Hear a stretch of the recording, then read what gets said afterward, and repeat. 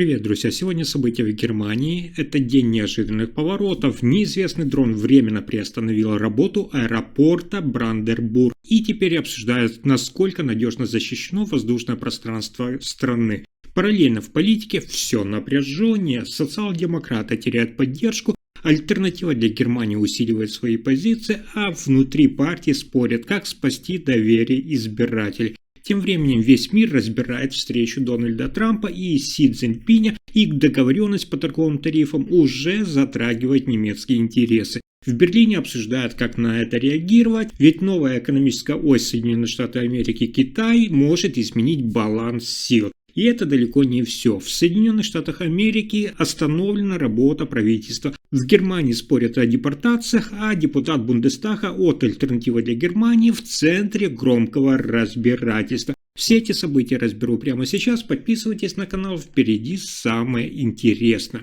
Итак, в Германии снова произошел инцидент с дроном вблизи крупного аэропорта. На этот раз беспилотник парализовал работу столичного аэропорта Берлин-Бранденбург. Из-за возможного пересечения траектории все взлеты и посадки были приостановлены, внимание, почти на целых 2 часа. Несколько самолетов пришлось вообще перенаправить в другие города, пассажиры ждали в терминалах, а полиция вместе с вертолетом искала дрон, но аппарат так и не нашли. Глава объединения немецких аэропортов Ральф Безель заявил, что это уже не случайность, а тревожный сигнал для всей системы безопасности. Он напомнил, что только за этот год в Германии зафиксировали более сотни подобных нарушений. Число инцидентов растет, а защита от дронов пока очень слабая. По словам экспертов, каждая такая остановка обходится авиакомпании в значительную сумму и снижает уверенность пассажиров в стабильности полетов. Теперь власть требует ужесточить контроль за воздушным пространством и внедрить новые технологии, которые смогут быстро обнаруживать и обезвреживать эти дроны. Следующая новость вызывает вопросы о будущем политической системы. Социал-демократическая партия Германии СДПГ, которую многие десятилетиями считали главной силой немецкой политики, сегодня переживает один из самых трудных кризисов. По данным немецкой прессы, партия теряет поддержку избирателей и не может договориться даже внутри собственных рядов. Главная причина конфликта – это спор вокруг социального пособия для безработных, так называемого пособия для граждан. Часть руководства партии хочет сократить выплаты и усилить контроль за получателями. Другая же часть СДПГ, в том числе молодые члены партии, требуют сохранить щедрую социальную политику и вернуть партии образ защитника простых людей.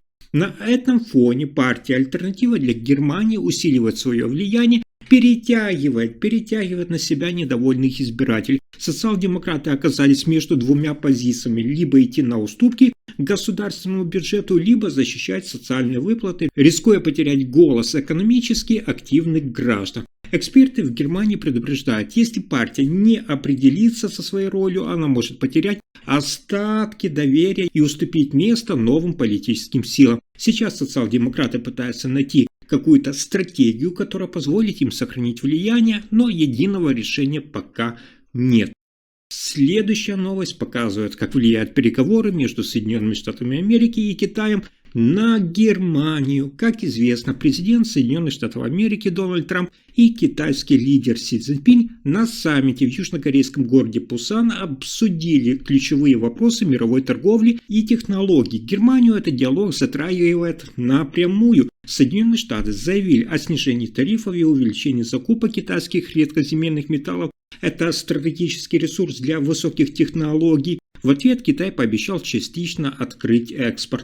Но для Германии ориентирована именно на экспорт, и зависимой от технологий расклад становится очень сложным. Страна оказалась между экономическим влиянием Соединенных Штатов и растущей мощью Китая. Политики и аналитики задаются вопросом, на чью же сторону станет Берлин. Эксперты отмечают, если Германия уже не выработает собственную стратегию, она рискует потерять влияние в новом мировом системе и превратиться в наблюдателя, а не в участника. Сейчас от правительства ФРГ и Фридриха Мерца требуется четкий выбор курса.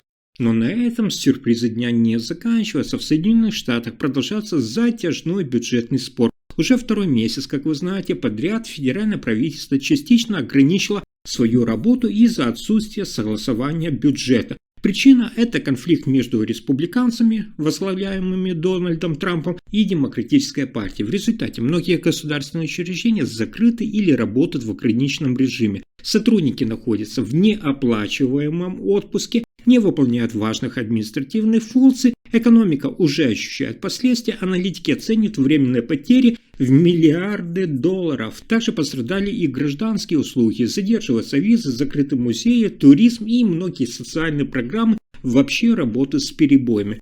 Ожидается, что длительный простой может создать еще больше дополнительных сложностей и вызвать, соответственно, обсуждение в обществе.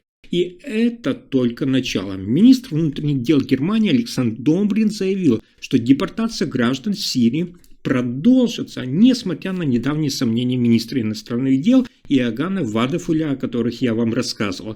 Речь идет о людях, которым отказали в убежище и которые обязаны вернуться на родину по закону.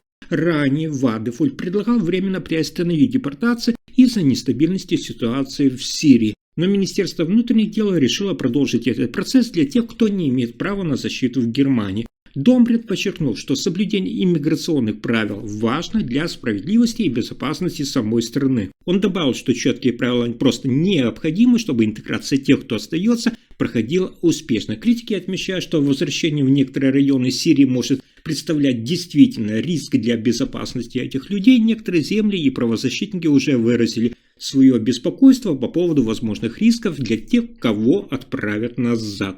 А дальше еще интереснее. Депутат Бундестага от партии «Альтернатива для Германии» Инга Хан был приговорен к штрафу, внимание, 4800 евро. Суд признал его виновным в публикации видео с искаженным содержанием, которое вводило зрителей в заблуждение. Дело касается видео, размещенное, кстати, на странице фракции «Альтернатива для Германии», где вырезаны отдельные фрагменты выступления совершенно другого депутата. Из-за монтажа смысл высказываний был, соответственно, изменен, и это нарушило закон о защите прав личности и достоверной информации. Инга Хан не согласен с решением суда. Он утверждает, что не создавал видео и не давал указания на его публикацию. Однако суд посчитал, что как депутат он нес ответственность за размещенный материал. Этот случай показывает, что даже в парламентской деятельности ответственность за публикацию информации остается строгой. Штраф в 4800 евро стал итогом рассмотрения дела в Мюнхене, где ранее депутату временно сняли иммунитет для проведения этого расследования. Если информация оказалась полезной, ставьте лайк, подписывайтесь на канал и делитесь видео. Спасибо за просмотр.